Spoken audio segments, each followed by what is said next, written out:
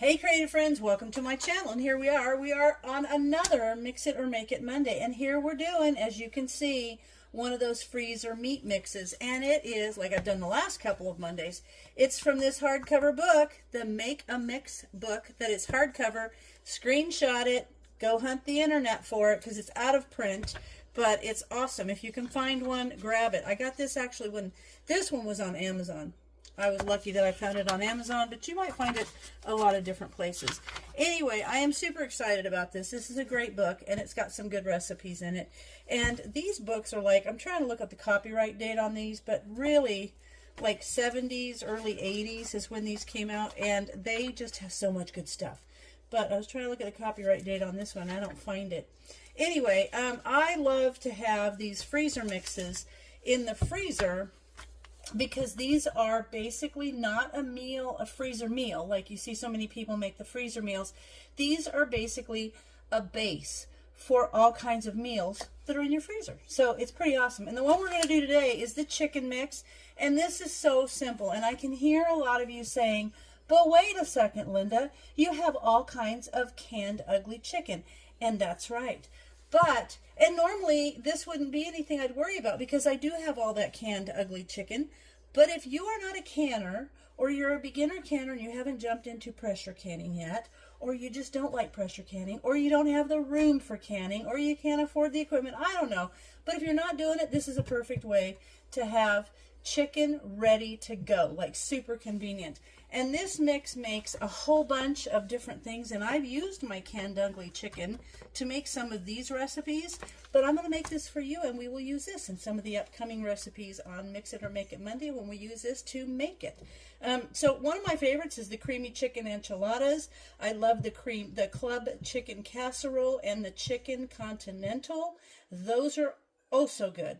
And then you can also use this to make like a cream of chicken soup. But I'll tell you what it calls for.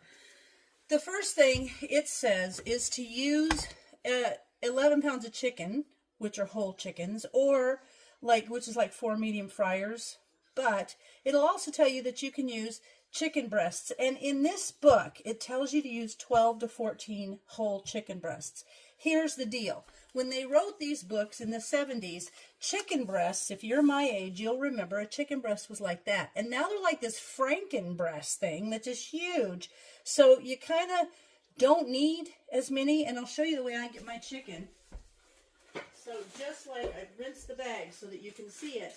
But I got this 10-pound bag at the chef store in my town, which is like the restaurant supply store. But I just got this, and it's a boneless, skinless chicken breast, which is so good. And these are huge chicken breasts, like massive. Hang on, I gotta wipe the water off. They're massive chicken breasts. So I only used, I think in here, this whole pot is filled with, I want to say 8 or 9 chicken breasts, and that's 10 pounds is like 8 or 9 chicken breasts. They were huge, but that's okay. You just got to kind of calculate it out. So your chicken, 4 quarts of water, and then 4 carrots, and peeled and chopped. I don't like to peel them. I just wash them really good, because I think the peel adds a little bit of a sharper carrot flavor. They just seem more carroty when they've got the peel. And then in here is a half a teaspoon of pepper, 2 teaspoons of dried basil leaves, and 4 teaspoons of salt. But that salt is dark because I'm using the seasoned salt. I like that, so I'm doing that. And also, one of the things that I noticed in the nowadays chicken, because they've modified it so much, it doesn't have the flavor that it used to have. It just doesn't. Unless you're raising your own chicken. When you're buying store chicken, it's not going to be as chickeny. So what I also do is I'm going to add 1/4 cup of chicken bouillon granules. So the way this works is we're going to put it all in a big pot, and then we're going to put it on the stove and let it come to a boil.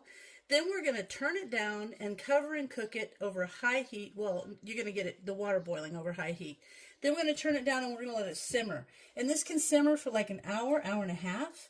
And then it's done. And all we're going to do is drain off the broth. That is now broth that you can freeze.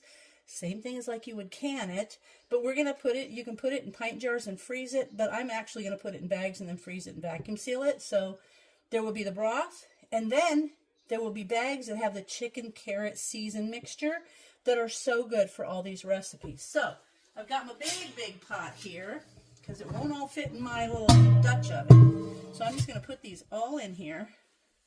All the chicken, there we are. And then all the carrots. And then I will put the season around it. I'm just going to mix this all in and mix all my seasons in. There we go. Get my big ladle here. You can see how that looks. It's all just in there.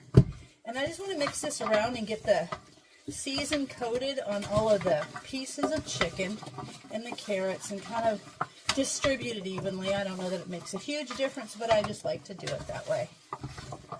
And then I'm just going to put this on the stove and let it sit there for a simmer, and we'll bring it to a boil and then let it simmer until everything is nice and soft, okay? So then here goes the 4 quarts of water. And this should make like 6 pints of the broth, and it's going to tell me to put it into 6 containers. So basically we're going to have 6 meals out of these chicken and carrot. So this is going to be delicious. Okay, so I've got that all mixed up, and there you have it. I'll let you take a little look-see. Now I'm going to put that on the stove. I'm going to bring it to a boil, and then I'm just going to cover it and turn it down to like medium and let it simmer until all the pieces are super nice and soft. The chicken is all done, and I bagged it up. I got 6 bags, and it's about 2.5, maybe 2 3/4 cup per bag. And these, oh looky, so good, yummy, and it's really, really good. Now the broth, what I'm going to do with that is I'm going to let it, put it in the fridge and let it, all the fat cool on the top so I can take it off. Now I could vacuum seal it, I can do lots of things, but I have these super cool, these are a freezer container. They're silicone, but they've got a hard edge, and they've got a lid that snaps on this. I keep them in my freezer. And so I've got 2 of these, and so that makes 8 cups, and they'll make like a square brick of broth, and then I will just pop those in a bag, and I can take one of those out when I need it. But until then, I'm going to let this cool, and then I'm going to let it set up on the top. I'm going to get those cold, and then I will come back when everything is done. Chicken mix is done. Chicken mix is frozen. Chicken mix is vacuum sealed, and now it's ready for the freezer. I love the taste of this. It's super good, and I'm excited to use this in some recipes for you. But if you didn't have any recipes, just having this on hand, this could easily go into a pot with a lot of broth and make a delicious soup. Maybe you want to throw in some other, maybe a bag of other frozen vegetables, or noodles, or some rice, instant rice, minute rice, I mean, anything like that. But look at all the yumminess in there. It's so good. So I'm excited to have made this for you. I hope you guys have enjoyed this video. And as always, thanks for watching, and I'll see you in my next video.